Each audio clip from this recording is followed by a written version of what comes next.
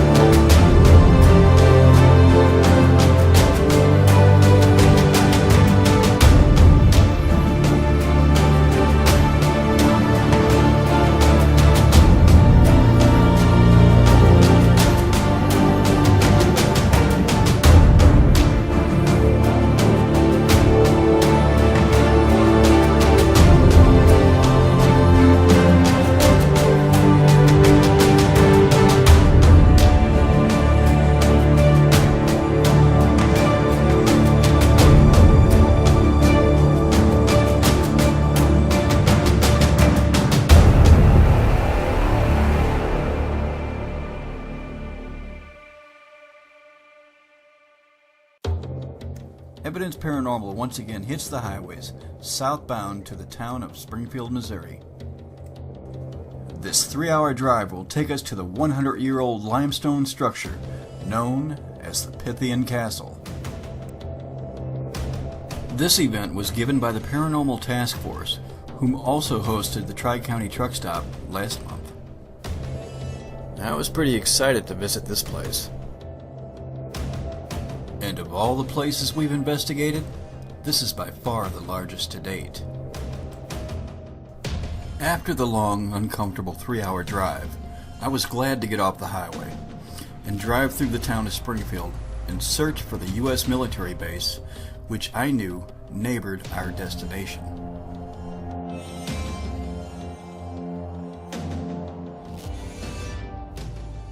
And once I found it, I was in awe of what we were driving up to. This structure was so huge, I almost felt like I had to rethink my approach to how I wanted to investigate it.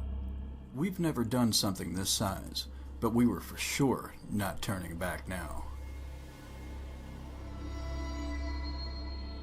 The Pythian Castle is without a doubt a paranormal investigator's dream come true. This 40,000 square foot limestone behemoth was built and completed in 1913 by the fraternal order known as the Knights of Pythias. Originally built as an orphanage and senior citizen home for its members and their families. In 1942, the U.S. military acquired the property by what was known as Order of Immediate Possession. The building became part of the O'Reilly General Hospital and was used for injured recovering veterans of World War II. On Friday nights, bands would even play while husband-hungry ladies attended. A little-known fact is that high-ranking German prisoners of war were transferred here and interrogated. Years later, in 2003, Tamara Finacciero and her mother bought the castle and opened it to the public in 2010. Presently, they offer historical tours, host weddings, mystery theater dinners, private parties, and of course, paranormal events. Which is exactly what we, like many others, were there for. The event began with Greg Myers, president of the Paranormal Task Force, sharing with us some of their own personal experiences from many of their previous investigations performed here.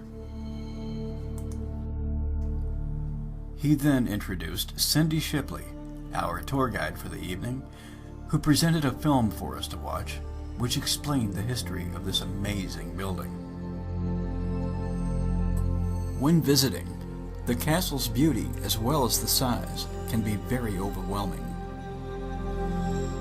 During the military's ownership and control of the castle, there were at least a dozen German prisoners of war, as well as maybe 60 Italian soldiers that were kept in the castle's dungeon.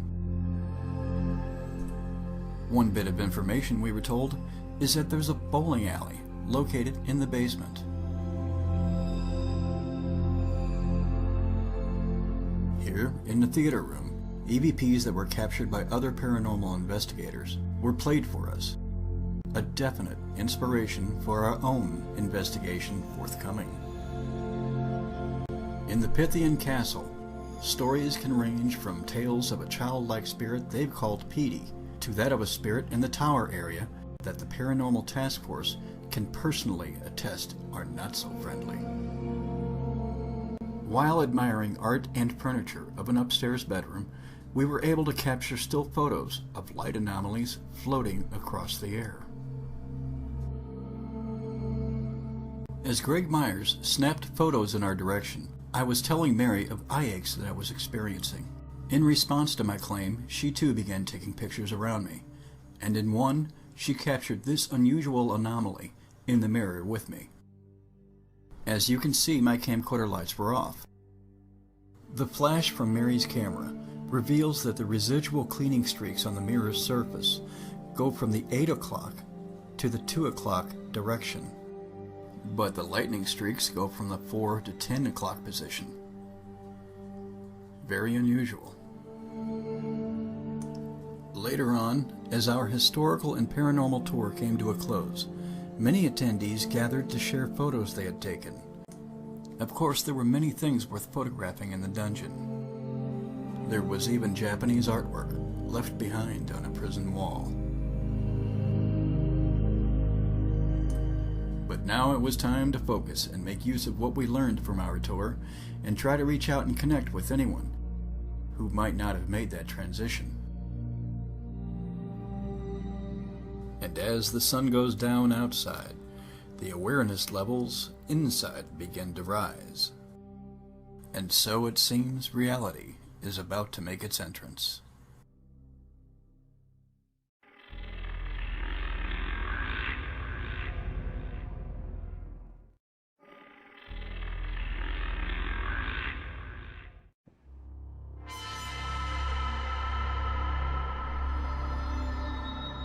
Within minutes of the historical tour ending, the paranormal tour began. We were to follow the members of the Paranormal Task Force below into the dungeon area once again to the dark and cramped tunnel, which is now partially blocked off.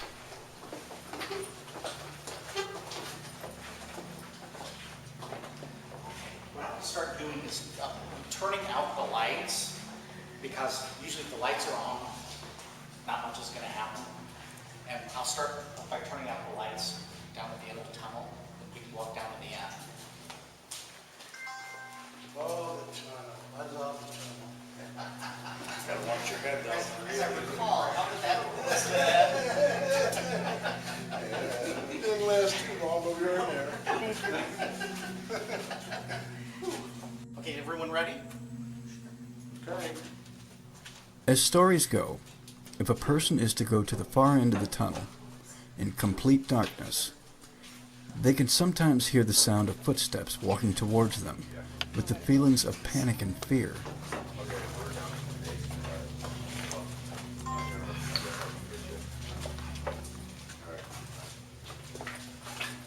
With our camcorders prepared, we wanted to see if this would of course happen for us.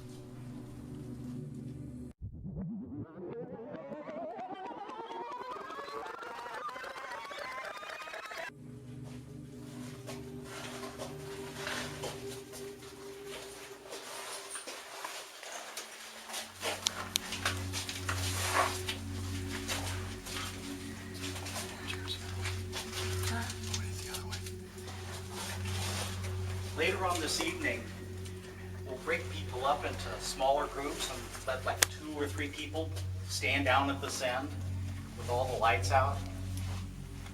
When it decides to come out, you'll start to hear it walking, and then it starts to walk toward you.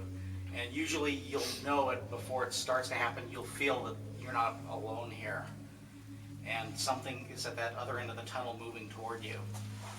And if you ask, is there anyone there, you won't get any answers, but you'll still hear the footsteps.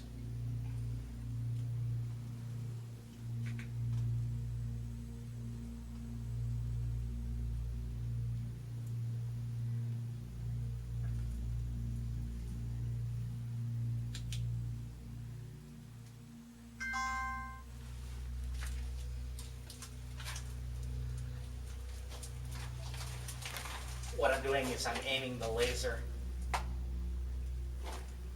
with the camera that's looking at the lasers, see if there's anything to break the beam.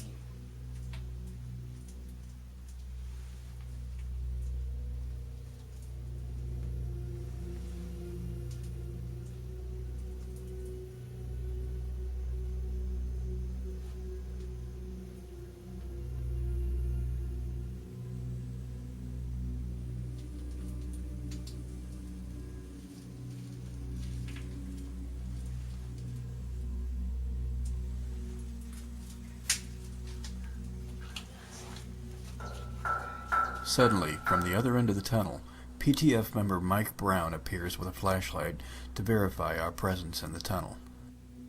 You guys down here, Terry? Yes. Upon learning that we're still in the tunnel, he turns away, but the light continues.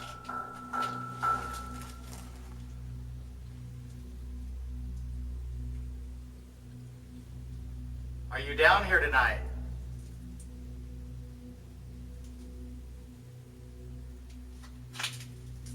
Do you remember us from last time?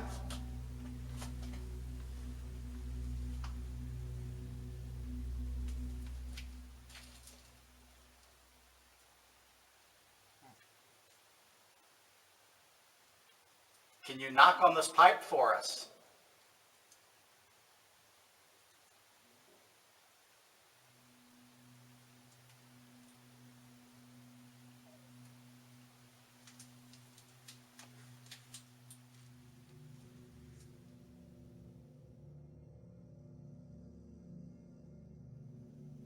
Did you try and escape from here?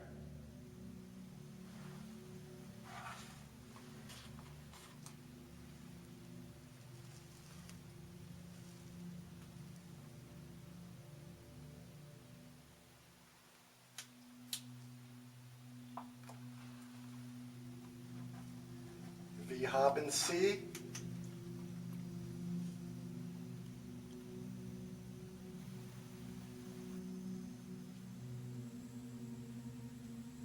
Can you knock on the pipe for us?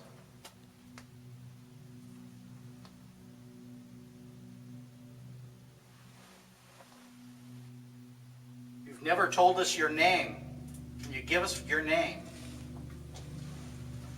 Wir haben Sie.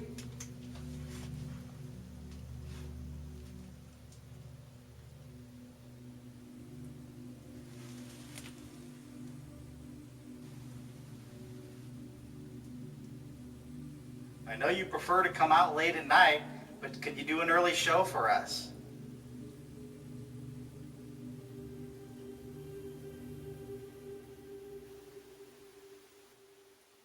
Can you tell me what year it is? Do you know who the current president is? Did you die at this location?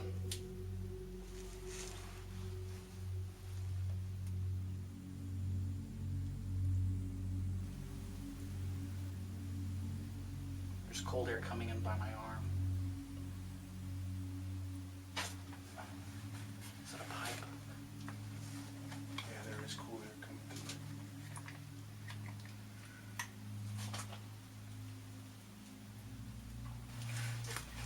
Okay, we can go to the other areas and check out the prison cells. Ask some more German questions. Yes, we'll try some more German questions at the German cell. I'll turn the lights back on. When you were videotaping, what was that light at the above everybody's head in the very beginning that went away? Was that a flash? Like somebody had a flashlight to you? Was that what it was? It looked like it. Did someone have a flashlight? It looked like somebody at the far end of the entrance. Yeah. Let's go ask and see if anyone had a But that was flashlight. funny because it But kind it of was- starred out. Okay, we can all start heading back the other way. It was a flashlight though. You would it would have like completely lit up this. Oh, what did it? If it was aimed down this way, though, it should have. Here. Well, it does. Turn it on, Watch you it. can use There it. was diminishing in intensity. You get a little lighter, then come back to the strength. Yep. And at the end, it kind of started out. And use the screen.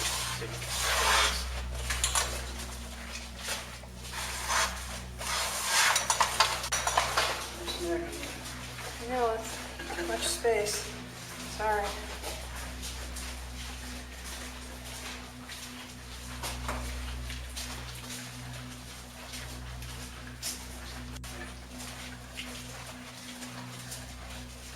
Ah, I can feel a breeze coming down. Yeah.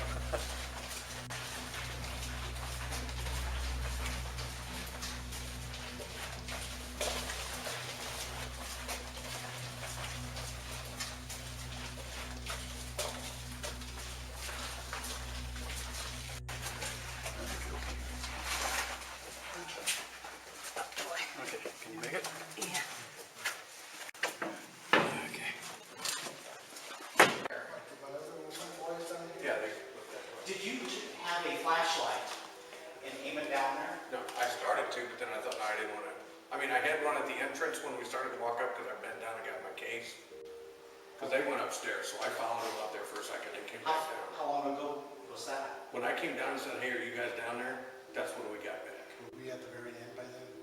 Yeah, you guys were all the way at the end. When I stuck my head there and said, are you guys all down there? And you said yes. Then you left? No, then well, yeah, I came out here. Okay, so what was the timing when we saw the light?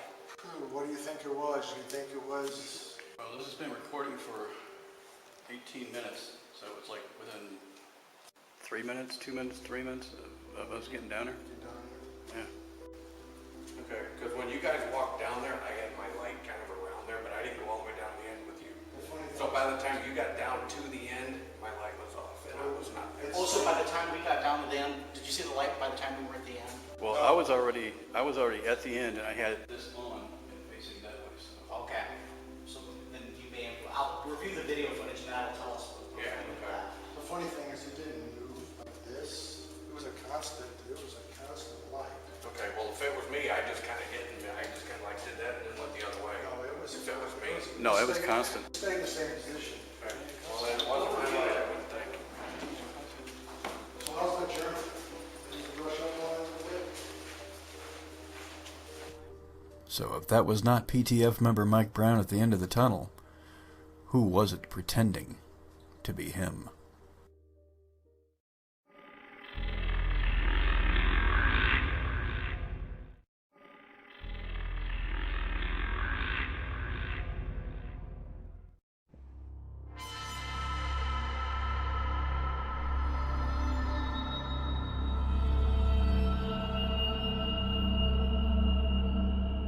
Below in the basement is a chamber tucked away with many tales to tell. The interrogation room. Here, official high-ranking Nazi prisoners of war were brought in and put under intense questioning for their time-sensitive information. We're not talking simple soldiers. We mean head officers and decision-makers.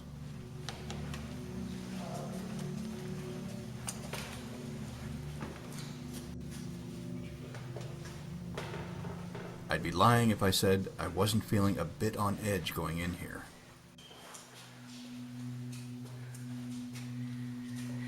You can just imagine the methods the U.S. military used and how far they would go to get the information they needed to win the battles before them. It's like an interrogation room. This is where they were interrogated, and there are signs that, from the stories that we've heard, the high-ranking German officers, not the average soldiers, were brought to this area for information.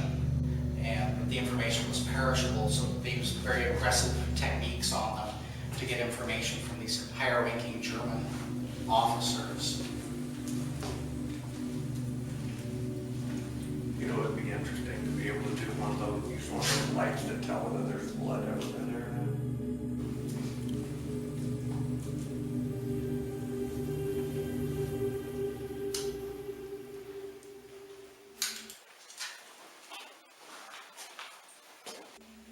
a German soldier?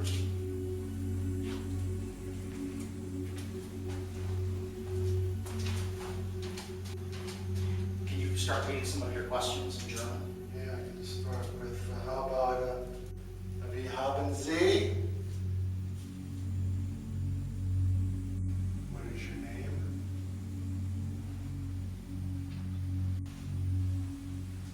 Brauchst du Hilfe? Brauchst du Hilfe? Do you need help?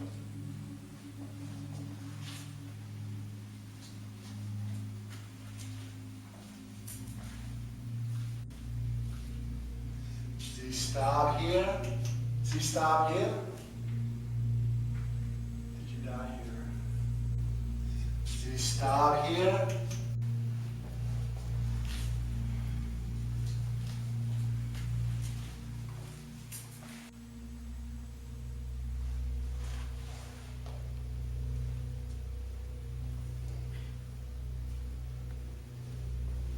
Can you make a sound for us? That was only whispering. Yeah. That's just a footnote to my camera so that I know that that was a person.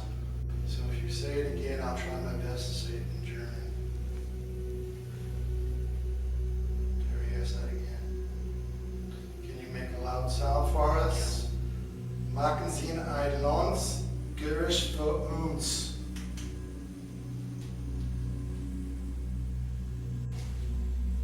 In Wolken, ja, es ist. In Wolken, wo es ist.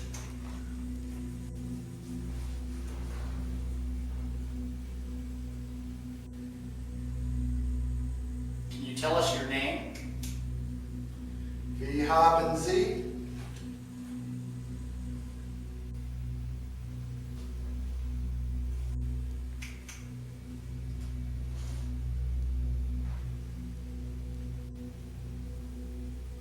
Were you tortured in here?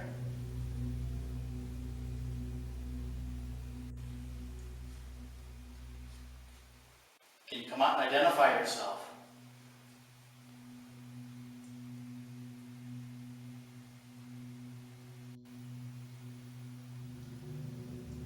Are you trapped in this room?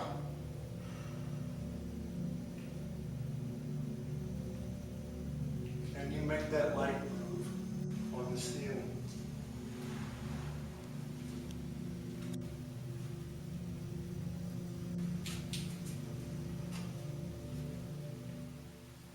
Can you make that light shake back and forth? Can you push on it?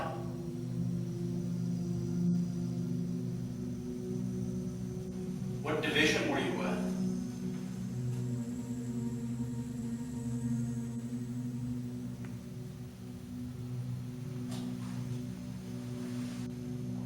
What was your rank?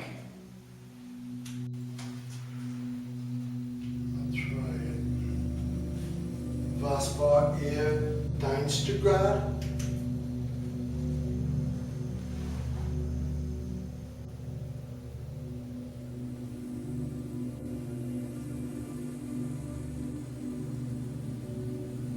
Are we just a bunch of dumb-coughs?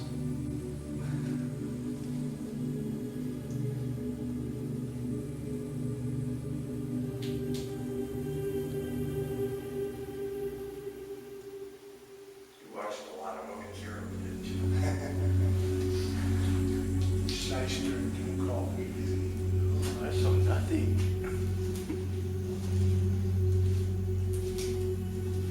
Did you die in this room?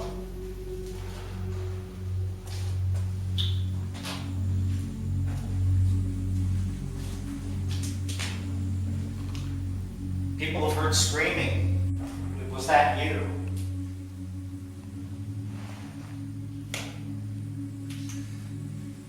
Sie starb hier?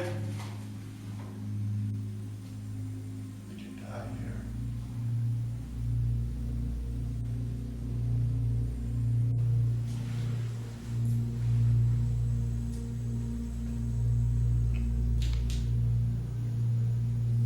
Can you tip the chair over? Indeed, if the spirits of the tortured enemy officers were here, it was clear they had no interest in obliging us with interaction. Okay, let's move on to the next prison cell. I'm curious if later we'll hear the scream. Watch your step here. Soon we would divide into individual teams and investigate. I think. The fun was just about to begin.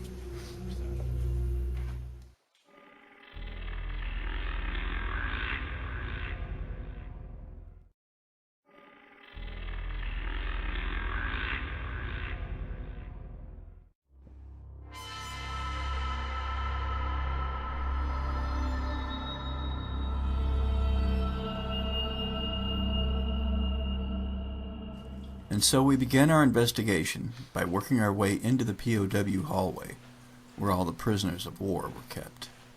It was my hope to start here and attract someone interested in communicating with us.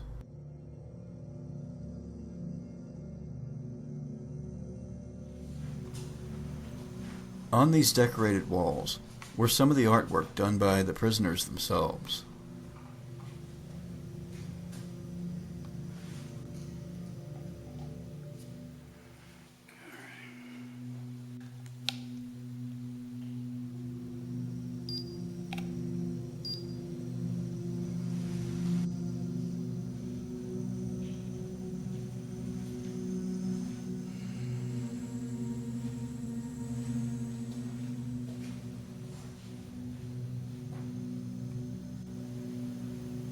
Is there anybody in here?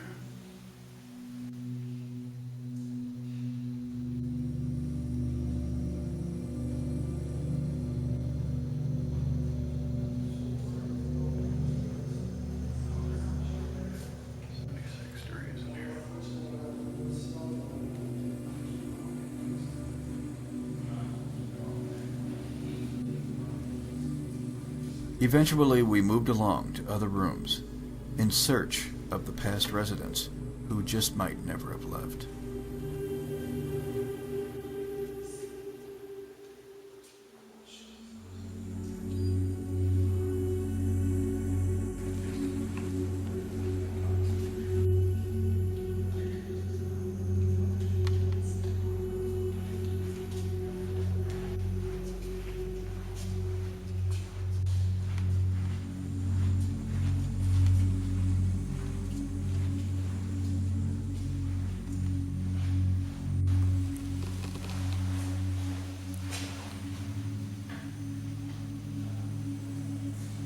Is there anybody in this room that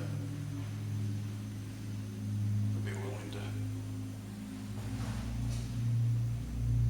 reach out, communicate somehow?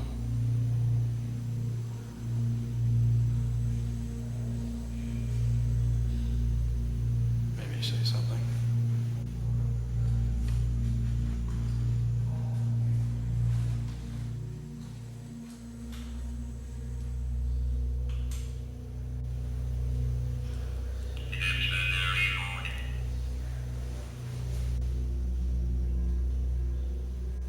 If you speak, this could probably read what you're saying, translate it.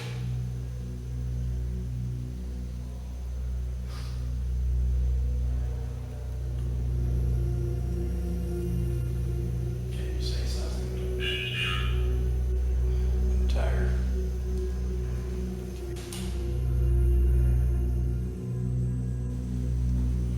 Came a long way to find proof that you exist.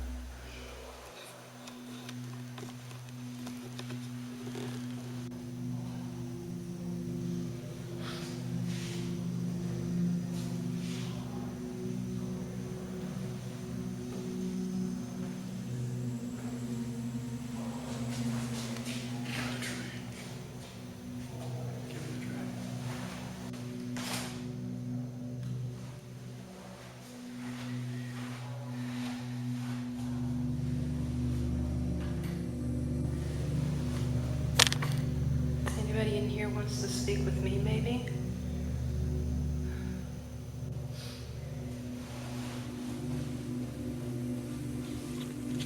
Can you come through that door? Can you pass by it?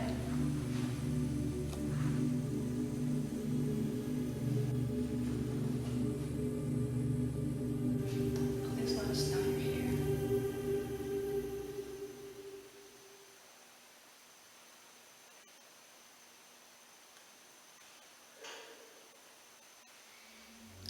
If that was you knocking, can you do it again?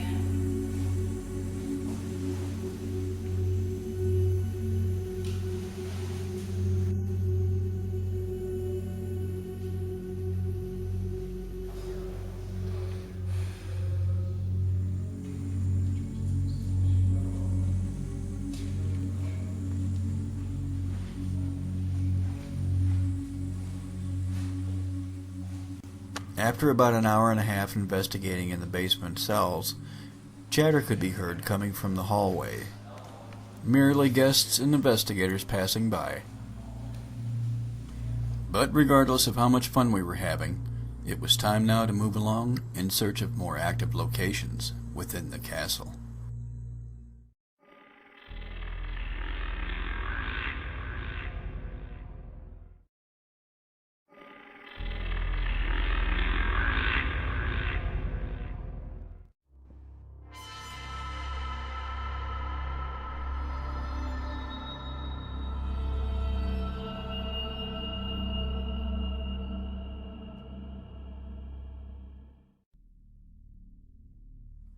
The experiences we've had thus far in the dungeon hallway were beginning to thin out.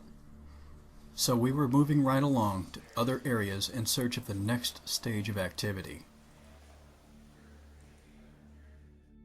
And the best place to look, we felt, was in the most perfect place, the darkest, unoccupied corners before us.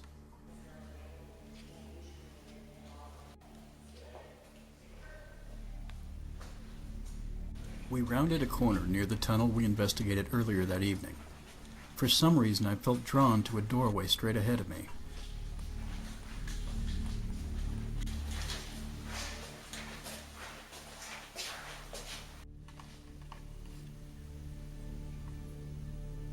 It sounded like I had caught somebody off guard, like a solid, heavy person had scooted their foot across the top step.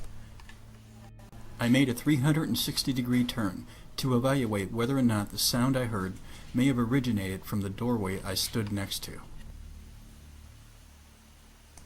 It felt as though someone on the other side of the veil was watching me, standing there, face to face, even though I could see nothing. I hear somebody standing there, their feet on the gravel. It's like there's somebody standing there. When I turned to face the wall, I hadn't moved my foot yet.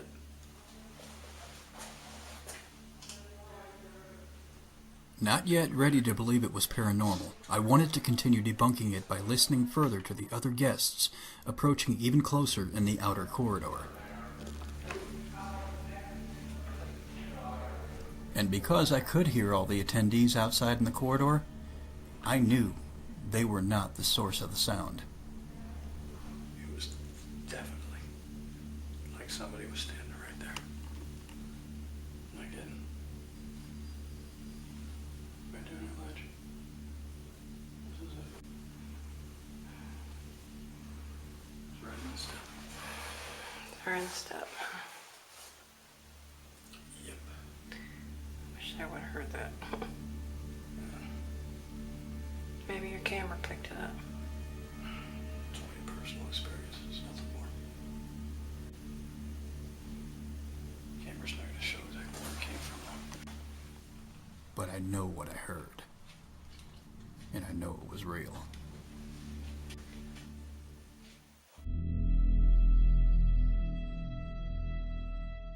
Even though the sound was not picked up on my camera, I still felt we were not wasting our time.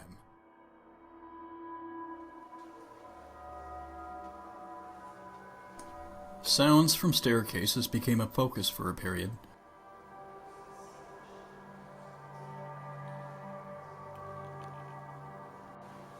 but we couldn't be certain if what we were hearing was paranormal in nature or simply of natural causes. So instead, we again moved along. After a few more looks in some of the last remaining dungeon areas, we finally worked our way to the second floor, where members of the Paranormal Task Force informed us that there was much activity. Here in this corridor are stories like that of a tall, slender, wispy black figure, possibly female, that glides across the hall into a doorway, and that of a face that will peek around door frames at you, then disappear when you try to find it. Here, members of the Paranormal Task Force are heavily discussing an earlier experience they had and whether or not it was genuine or worthy of debunking. It was hard to tell in the dark if this floor was renovated or untouched. The early to mid-20th century design was still in beautiful and excellent condition. But you know, sometimes I just can't help myself when I see a moment to be silly.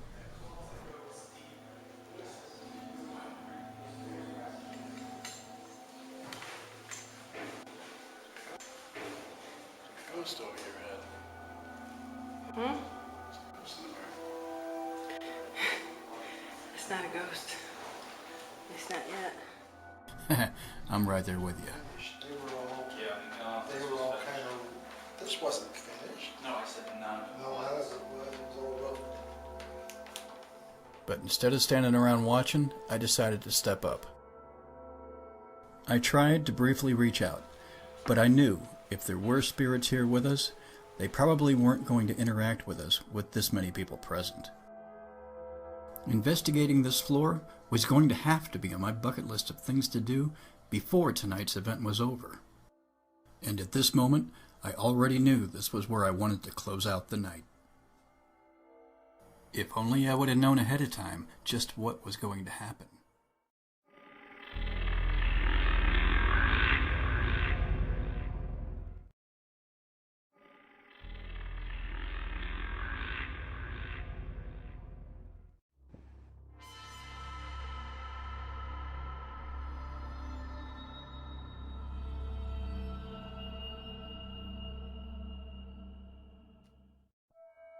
With the night fading rapidly around 1:30 a.m., we decided to take a different approach to our investigation. Eventually, we moved along to a back staircase which led to an upper floor, where we were told upon arrival that evening had a lot of activity. And once we were on the second floor, I decided to walk around, then stand in the middle of the hallway, and let my senses be my guide.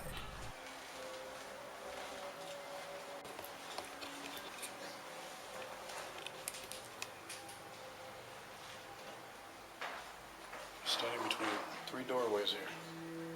Is there anybody here that doesn't want me standing here, banging one of these doors? The audio contamination you hear in the background is of the attendees still present on this floor in the connecting rooms in front of me. Jiggle one of the handles. Maybe the locks.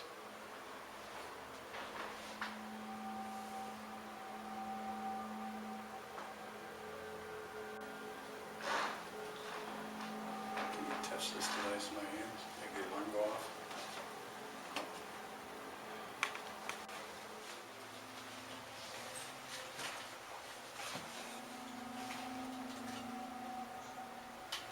Okay.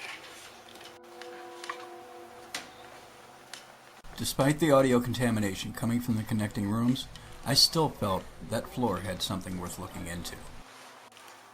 So, after everybody vacated that floor to the lower sections of the castle, we returned with our cameras and equipment. And it goes without saying that that decision resulted in one hell of an experience. Can you make the top one light up? Can you touch that one? My name's Nathan. Knowing that we were in the theater's dressing room hallway, I suspected the REM pods were responding to electrical cabling below the steps. So it was my job to determine whether or not it was man-made or of supernatural origins. There you go. You came back. Oh. Oh, thank you. Can you make all three light up? That'd be very usable.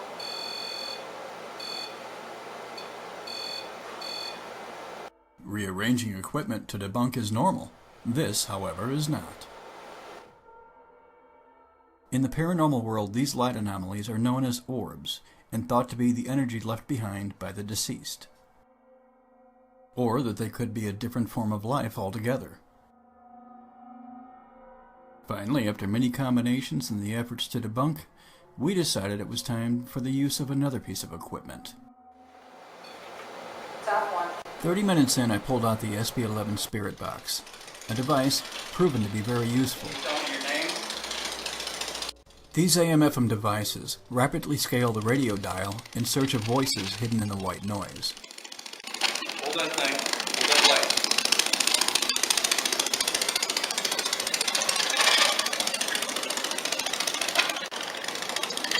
Speak to me. Can you do that? What's your name? What is your name?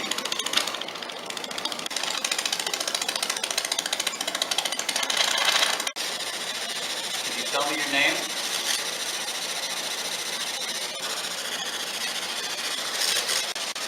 Within seconds of asking if anyone was there, a clear voice came through. Susan? I heard Susan.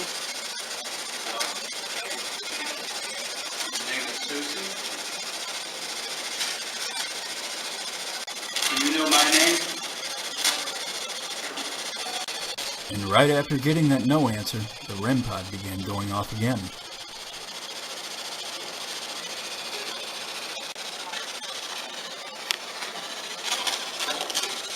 Coincidence?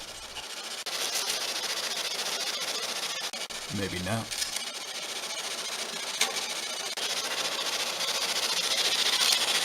See this on my shoulder?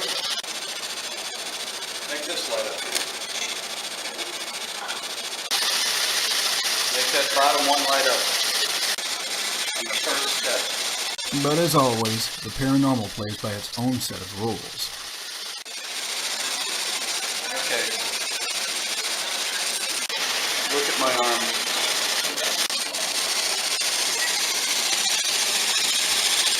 Goosebumps, big time. Something's standing next to me. Not the hair, it's the goosebumps.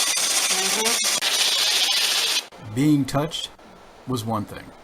Acknowledgement of your name is another. What's my name? You know what my name is?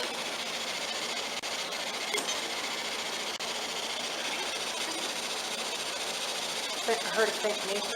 Huh? I think I heard her think Nathan. You know what my name is? You know what my name is? You know what my name is? We're here because we respect you. We don't wish to annoy you or harm you or anything of that sort. We hope you feel the same way. We just want to communicate. See if there's somebody really here.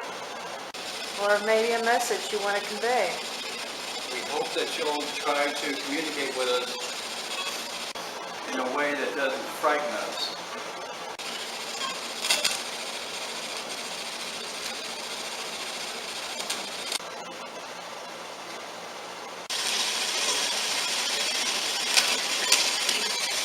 I heard again.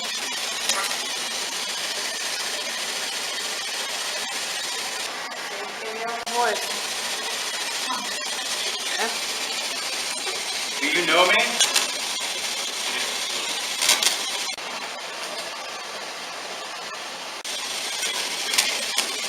Do I know you? But a second try at having your physical senses detect something, that's a whole nother world.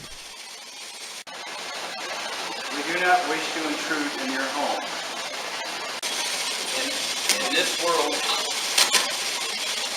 we don't see you, you don't exist. But we know you're there. Some somehow we know you're there. If we knew better that we were... Oh boy. What? Behind my left arm. Point it. Behind my arm. Pointing it? Yeah. Nothing's there. It was as though somebody had actually tried walking behind me and tapped me on the shoulder. Oh. It's like just a cold wave, like a cold something, like a hand. Not a physical hand, just like something like characteristic of a hand. Well, let me tell you, I totally did not expect that. They love it to touch my arms. You notice it? But as anyone who investigates knows, that's what you're there for.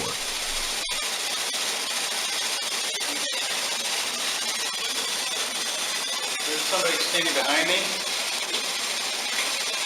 Can you say something? Walk past me over to one of those devices and say something.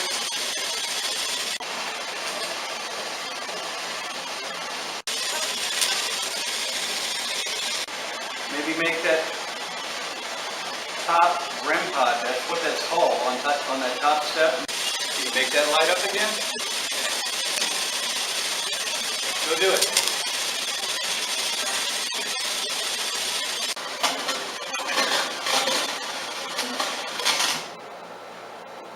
With it being after 3 a.m. and activity beginning to fall flat, I decided it was time to break down our equipment and leave.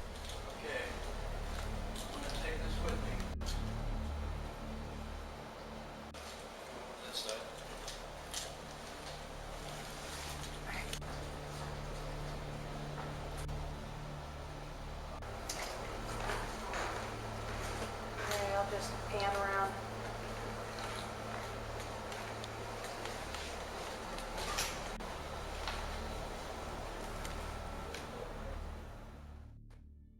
After transferring collected equipment downstairs, I bumped into Cindy Shipley, our Pythian Castle tour guide.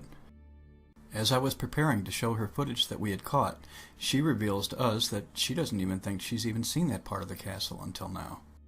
And watching her reaction to our footage was priceless.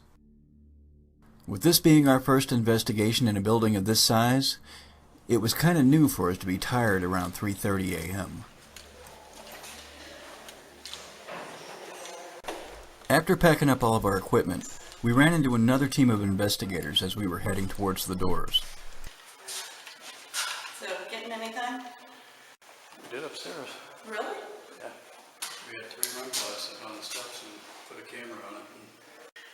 And despite having the scared out of me several times upstairs, each experience was worth every moment.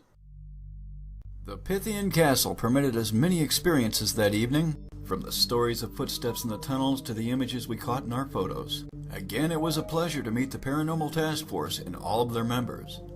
And let us not forget to thank the spirits still wandering these corridors and the history they created worth protecting and preserving for future generations to learn from. We hope one day to return to this beautiful location and reach out once again for more interaction with the other side.